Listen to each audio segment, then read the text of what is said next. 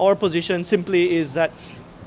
we believe that there's a short issue for this matter, and it's whether or not the settlement agreement is a valid document and whether or not the government of Belize can enter into settlement agreements with investors and third parties and landowners to settle disputes, and if they should stand by it.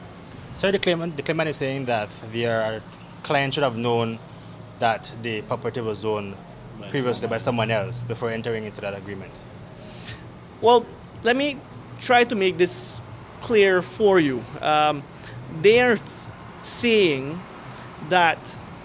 because the claimant, the defendant would have known at the time of entering the settlement agreement that his title may have had issues with it, that the settlement agreement was wrong and cannot be enforced. Now, the issue that we have with that, if you think about it on the simplest of sense, is that if two titles are issued, one title is issued to person A and one title is issued to person B, it is obvious that one of the titles would have an issue. It is that same issue that brings the government to the forefront through the Ministry of Natural Resources to enter into a settlement agreement with one of the parties, the party that is willing to return the one of their titles. So it cannot be said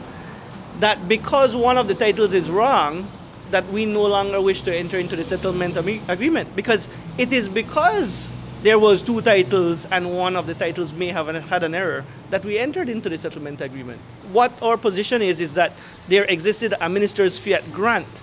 and when one does a search and they trace back title, that is the document that the attorneys and the searchers usually look for when trying to find what is referred to as a good root of title, because that's the first title that's usually issued by the government of Belize. And having found that and having traced a title to the minister's fiat grant, one, and not seeing any kind of implications or liens or mortgages or charges or any transfers, one should accept that title is good and valid. And because that title is signed off by the government of Belize, we have to appreciate that it has the effect and the government stands behind the title.